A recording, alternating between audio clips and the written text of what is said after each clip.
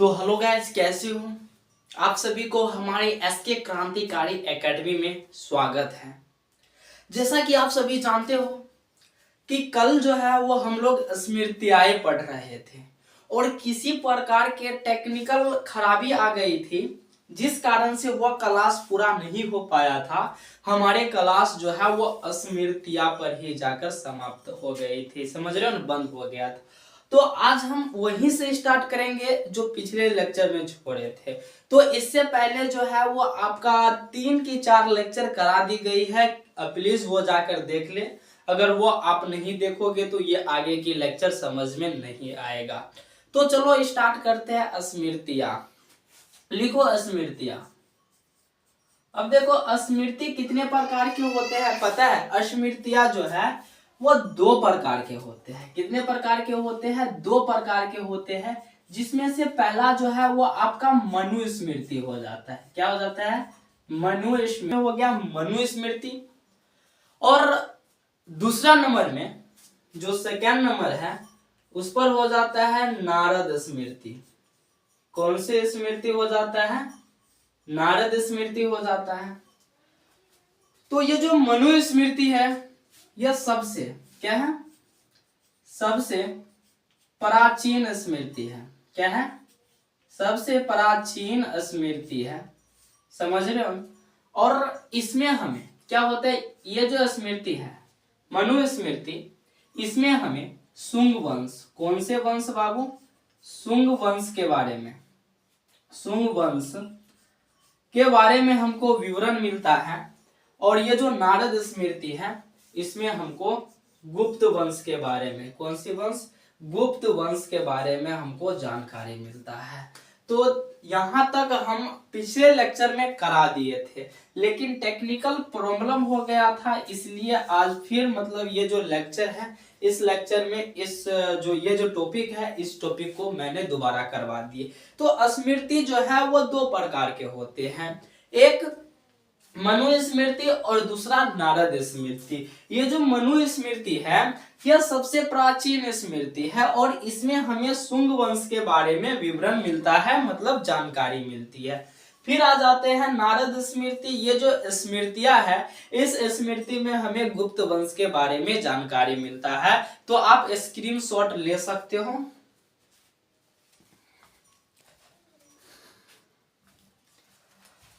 तो चलो चलते हैं अगले टॉपिक की ओर। अब अगला टॉपिक में कुछ पुस्तकें के बारे में हमें पढ़नी पड़ेगी। चलो हेडिंग डालो, राजतरंगिणी।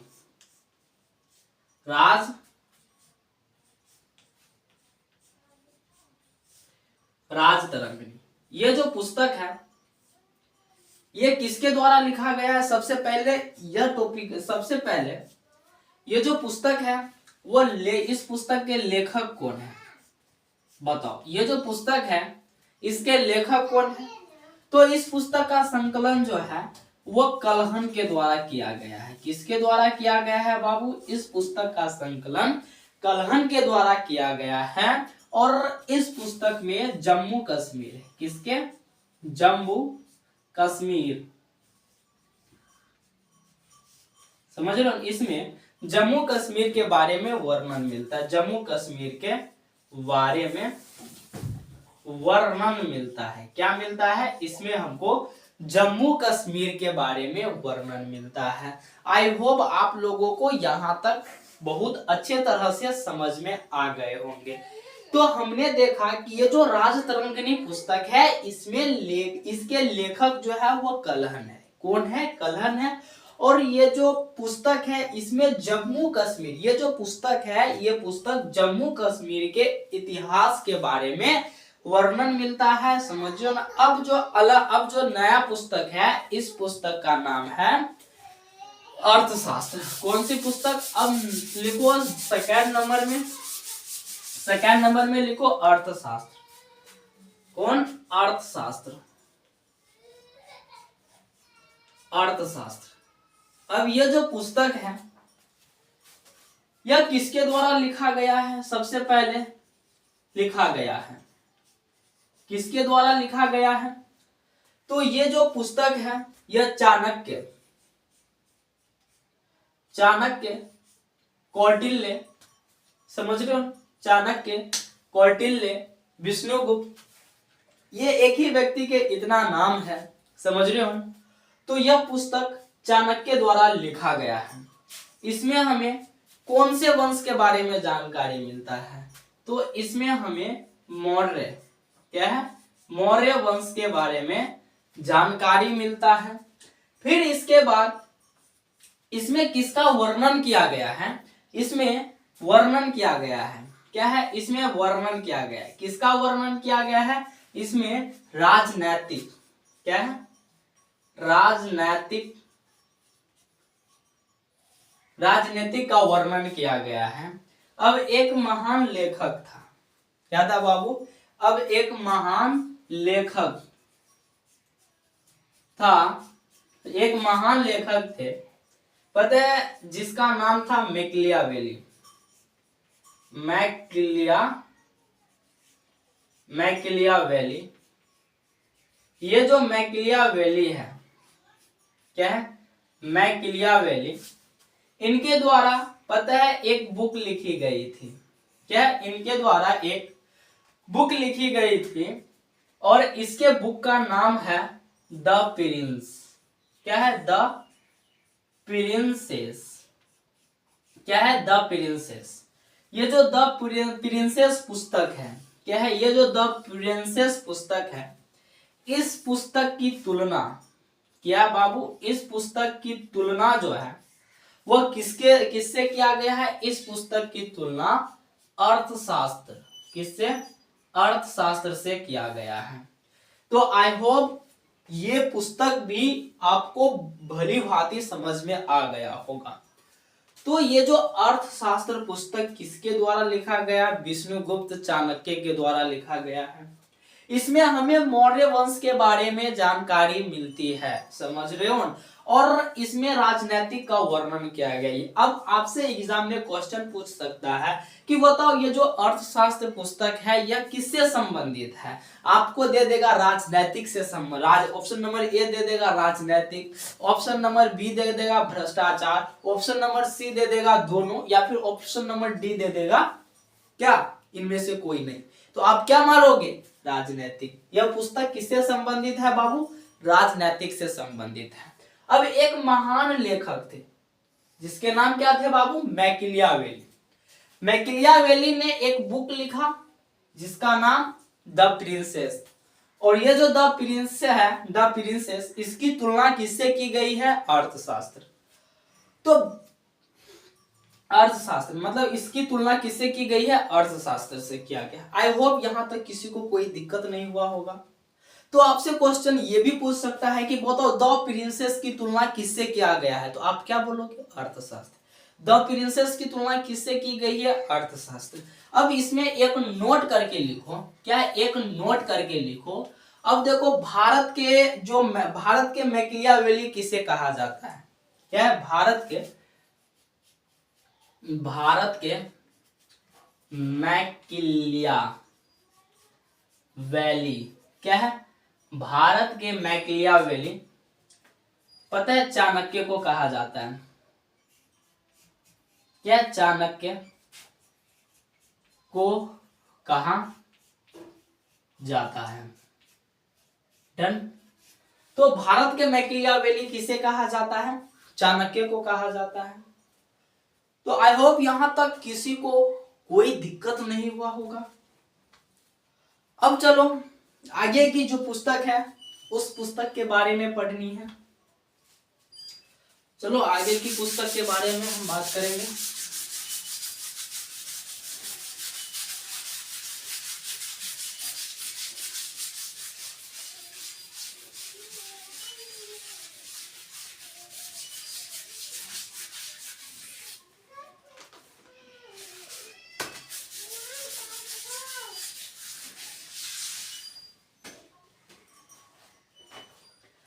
अब चलो अब हम बात करते हैं कि जो अरबी लोग थे, जो अरबी शासक, यानी कि अरबी शासक ने कहां पर आक्रमण किया, अरबी शासक ने कहां पर आक्रमण किया बाबू? सिंध पर आक्रमण किया। तो अरबी शासक ने जब सिंध पर आक्रमण किया तो यह शासक पता है क्या किए? इसमें पराजित हो गया। क्या हो गया बाबू? पराजित हो गया। कौन? अरबी शासक जब हिंद पर आक्रमण किए। तो अरबी शासक पता है जब हिंद पर आक्रमण किए तो वे पराजित हो गए। तो हिंद में क्या होता है? हिंद की क्या था? सिंध की विजय हुई थी। सॉरी माफ कीजिएगा, सिंध की विजय हुई थी। अरबी शासक ने सिंध पर आक्रमण किया, हिंद पर नहीं, सिंध पर आक्रमण किया था। तो इन्होंने जब अरबी शासक ने सिंध पर आक्रमण किया तो अरबी शासक क्या किए? हार गए। समझ रहे हो? तो सिंध वासी अपने विजय के उपलक्ष्य पर, समझ रहे हो? किसके उपलक्ष्य पर? अपने विजय के उपलक्ष्य पर एक पुस्तक लिखा। क्या लिखा? एक बुक लिखा। उस बुक का नाम चचनामा है। चचनामा क्या होता है? चचनामा है। और इस बुक के लेखक कौन है? मोहम्मद अली अहमद।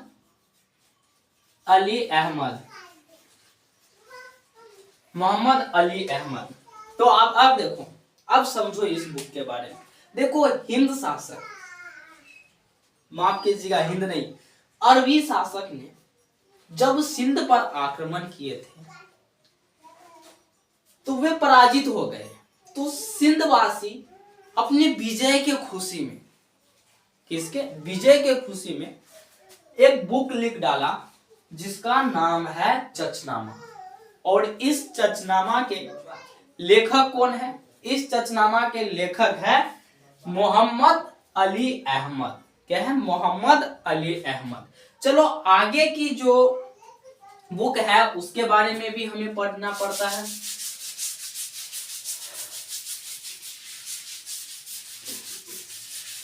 चलो आगे जो बुक है, हाँ, आगे जो बुक है उसका नाम है क्या? देखो संस्कृत भाषा में, कौन सी भाषा में? संस्कृत भाषा में सबसे फर्स्ट पुस्तक किसने लिखा? तो पाणिनि के द्वारा लिखा गया। संस्कृत भाषा में सबसे फर्स्ट पुस्तक किसके द्वारा लिखा गया? पाणिनि के द्वारा लिखा गया है। और पुस्तक का नाम क्या था? अष्टाध्यायी। अष्टाध्यायी नाम था। समझ रहे हो? ये जो अष्टाध्यायी है, इस पुस्तक में हमें मौर्योत्तर काल यानी कि मौर्य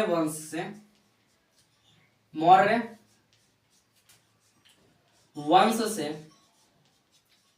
पहले की जानकारी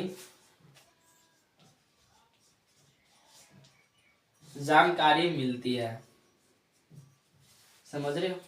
अब देखो संस्कृत भाषा में सबसे पहली लिखी गई पुस्तक का नाम है पाणिनि। अरे यार, संस्कृत भाषा में सबसे पहले लिखा गया पुस्तक अष्टाध्यायी है। और किसके द्वारा लिखा गया है? तो पाणिनि के द्वारा लिखा गया है। समझ रहे हो? अब ये जो पुस्तक है अष्टाध्यायी, इस पुस्तक में हमें मौर्योत्तर काल के बारे में जानकारी मिलता है। यानी कि मौर्य वंश से पहले की जो घटित घटनाएं है उनका उल्लेख हमें अष्टाध्यायी पुस्तक में मिलता है। आई होप आप सभी को यहां तक समझ में आया होगा। तो चलो हम आगे स्टार्ट करते हैं।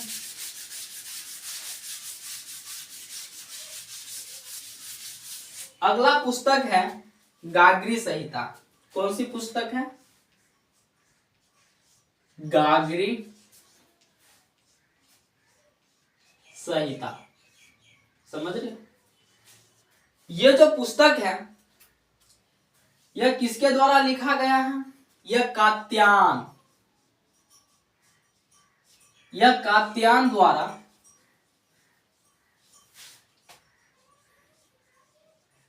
लिखा गया है। समझ रहे हो? यह पुस्तक जो है गाग्री संहिता कात्यायन द्वारा लिखा गया है। और यह एक ज्योतिष ज्योतिष ग्रंथ है। क्या है? यह एक ज्योतिष ग्रंथ है। क्या है बाबू? यह एक ज्योतिष ग्रंथ है। इसमें क्या है?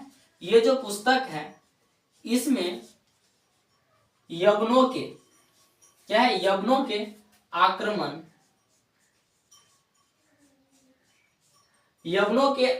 का उल्लेख मिलता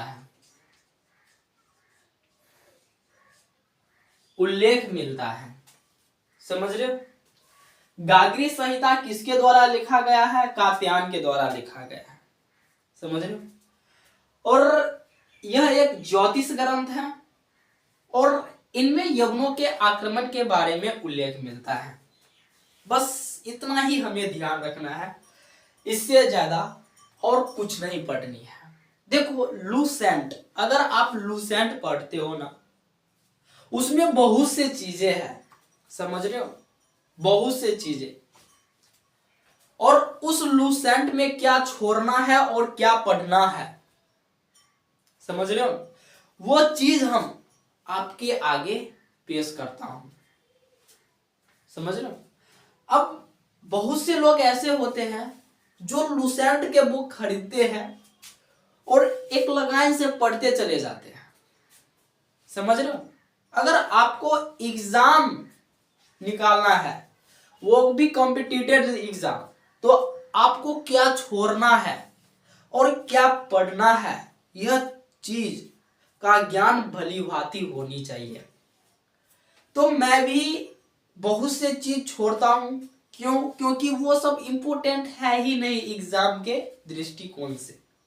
एग्जाम के दृष्टिकोण से जो चीज इंपॉर्टेंट है वो सभी चीज मैं आप लोगों को प्रोवाइड करता हूं। तो ये जो लेक्चर मैंने किया है, इससे हर एक कॉम्पिटिटिव एग्जाम में एक ना एक अंक के तो क्वेश्चन आ ही जाता है। आखिर कौन से बुक किसके द्वारा लिखा गया है, कौन से बुक में किस चीज की जानकारी मिलती है, कौन से बुक में कौन से वंश की जानकारी मिलता है, ये सब जो क्वेश्चन है वो बहुत इंपॉर्टेंट है। समझ रहे हो?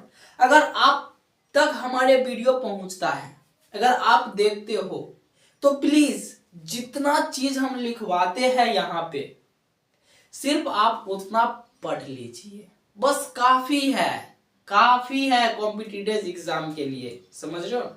ये जो मैं जो पढ़ा रहा हूं IAS के प्रीलिम्स, समझ रहे हो ना, वो लेवल तक के क्वेश्चन यहां से सॉल्व हो सकते हैं। तो मैं जितना पढ़ाता हूं, समझ रहे हो, पैसेंस के साथ आप पढ़िए। अगर आपको हम पे विश्वास है तो आप पढ़िए, जितना मैं पढ़ाता हूं बस काफी है, उससे ज्यादा नहीं पढ़नी है आपको। समझ रहे हो? लूसेंट एक ऐसी बुक है, समझ लो, जिसे आप पढ़ लेते हो तो आपसे कोई भी नहीं सरकारी नौकरी छीन सकता है। समझ रहे हो? देखो ज्ञान एक ऐसे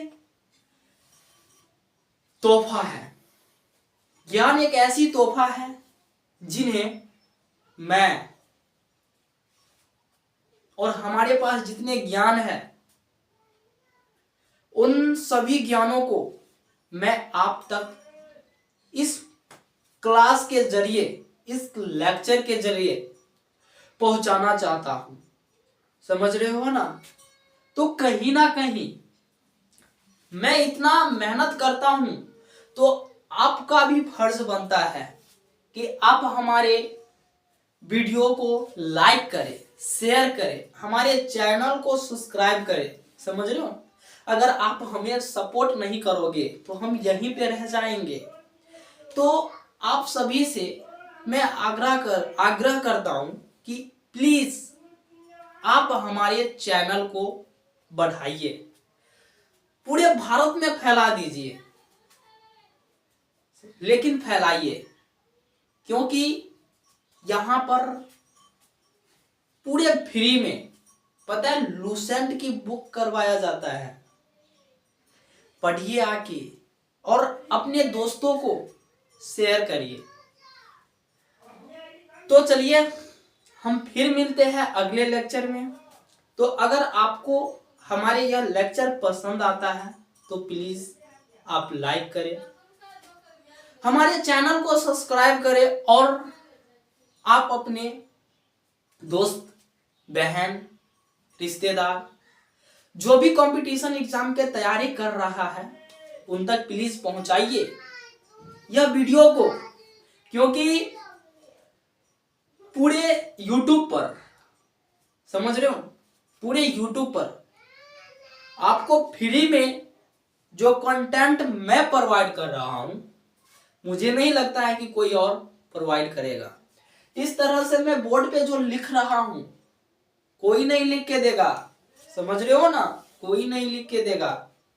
सिर्फ आकर यहाँ पर कोई लिख देगा और बोलेगा, लेकिन इस तरह से कोई नोट्स नहीं बनवाएगा। जो मैं लिख रहा हूं इस बोर्ड पे, अगर आप हमारे साथ भी आप अपने कॉपी पर लिखते हो ना, तो फिर किसी भी चीज का दिक्कत भी नहीं होगा। आप हमारे साथ नोट्स भी बना सकते हो।